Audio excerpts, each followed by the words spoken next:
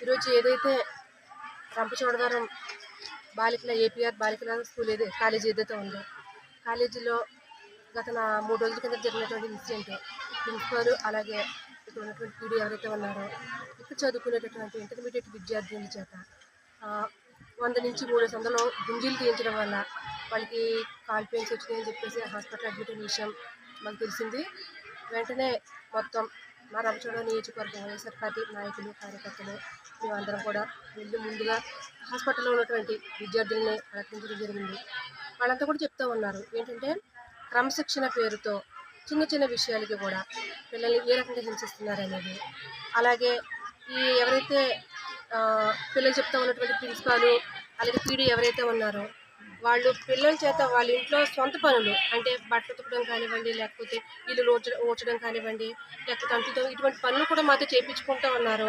ఏదైనా చేయడానికి ఇబ్బంది కలిగించే ఆన్సర్ చెప్పినా కానీ కొడుతూ ఉన్నారు, పనిష్ చేస్తూ ఉన్నారు అని చెప్పేసి వాళ్ళు చెప్తా ఉన్నారు. ఇది ఎంతవరకు నిజమని చెప్పేసి మేము పిల్లల్ని స్వయంగా చూడడం జరిగింది.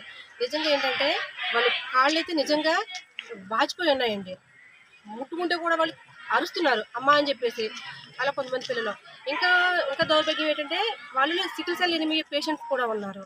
వాళ్ళకి ఇచ్చే డైట్లో స్పెషల్ ఫుడ్ అయితే లేదు, కానీ వాళ్ళకి రోజు పిల్లలతో పాటు ఎక్సర్సైజ్ చేయించడం, వాళ్ళు ఏదైనా ఇబ్బందిగా ఉందని చెప్పేసి అంటే వాళ్ళని కొంచెం అన్పార్లమెంటరీ లాంగ్వేజ్లో తిట్టడం, అలాగే వాళ్ళతో కూడా 300 గుంజీలు తీయించడం వల్ల వాళ్ళు కూడా ఈరోజు లెగ్ పెయిన్స్తో హాస్పిటల్ అడ్మిట్ అయినటువంటి పరిస్థితులు చూస్తూ ఉన్నాము. వాళ్ళు చెప్తూ ఉన్నారు గతంలో ఎంత దారుణంగా ఉండేది కాదండి, ఏదైనా ఉన్నా కొంచెం తిట్టి గచ్చినట్టుండే తప్ప, కానీ ఈ మధ్య కాలంలో మొన్న ఈ సమ్మర్ హాలిడేస్ తర్వాత నుంచి కూడా కొంచెం ఎక్కువ టార్చర్ చేస్తూ ఉన్నారు వీళ్ళిద్దరే. మిగతా టీచర్లతో ఒక ప్రాబ్లం ఏమీ లేదని చెప్పేసి కూడా పిల్లలే చెప్తా ఉన్నారు. ఆల్రెడీ ఈ విషయం పీఓ గారితో కూడా మాట్లాడడం జరిగింది. ఆవిడ మీద చర్యలు తీసుకున్నారు. ప్రస్తుతం విధుల నుంచి ఆవిడని తప్పించడం జరిగింది. వైస్ ప్రిన్సిపాల్కి ఎవరైతే ఉన్నారో ఆవిడకి ఛార్జ్ ఇస్తా ఉన్నారని చెప్పేసి పీఓ గారు కూడా చెప్పడం జరిగింది.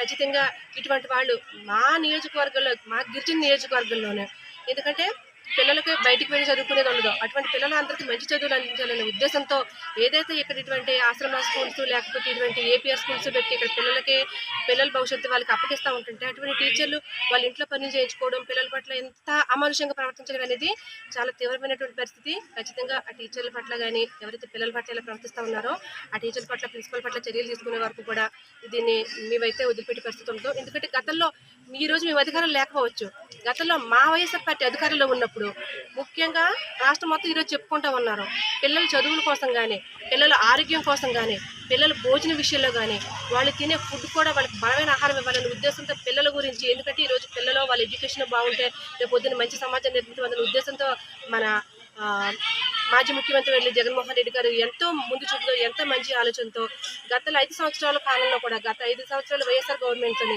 పిల్లలు స్కూల్లో ఎంత ప్రశాంతంగా ఉన్నారో ఈరోజు మనం చూసుకున్నట్లయితే ఈ ప్రభుత్వం వచ్చిన 4 నెలల్లో మన రాష్ట్రంలో ఎన్ని జిల్లాల్లో పిల్లలు ఈరోజు కనీసం ఫుడ్ కూడా సరిగా ఉండట్లేదు, సౌకర్యాలు సరిగా ఉండట్లేదు అని చెప్పేసి ఎంతమంది పిల్లలు రోడ్డు ఎక్కారో మనం చూస్తూ ఉన్నాం. గత 5 ఏళ్లలో జరగలేనటువంటి ఎన్నో పనులని ఈ 4 నెలల కాలంలోనే మనం చూస్తూ ఉన్నాము. పిల్లలకు సరైన ఫుడ్ ఉండడం లేదు, సరైనటువంటి చదువు ఉండడం లేదు, సరైనటువంటి బాధ్యత ఉండడం లేదు. అటువంటి పరిస్థితులు మనం చూస్తూ ఉన్నాము. ఖచ్చితంగా మన ప్రభుత్వంలో ఏదైతే మన ప్రభుత్వాలు అధికారంలో ఉండగా పిల్లలు సేఫ్గా ఉండాలనే ఉద్దేశం చూస్తామని ఈరోజు మేము అధికారం లేకపోవచ్చు, కానీ పిల్లలకు సంబంధించి కానీ లేకపోతే ఇతర దేనికి సంబంధించినా సరే కానీ అనుచితంగా అమనుషంగా ఎవరు ప్రవర్తించినా సరే మేము మా పార్టీ నాయకులు మా వైఎస్ఆర్ క్యాడర్ అంతా ఎప్పుడు కూడా బాధితులకు ఎప్పుడు కూడా అండగానే ఉంటాము. ఈ విషయం అయితే ఇంతతో వదిలిపెట్టేది లేదు. ఎందుకంటే వీళ్ళందరూ కూడా మా గిరిజన బిడ్డలు. ఖచ్చితంగా మా గిరిజన బిడ్డలకి ఇటువంటి పరిస్థితి వచ్చినప్పుడు ఖచ్చితంగా అవతల వ్యక్తి ఎవరైనా సరే కానీ అడ్మిట్ పోరాడడానికి మేము అందరూ కూడా సిద్ధంగా ఉన్నామని చెప్పేసి మీకు తెలియజేసుకుంటాము. Thank you.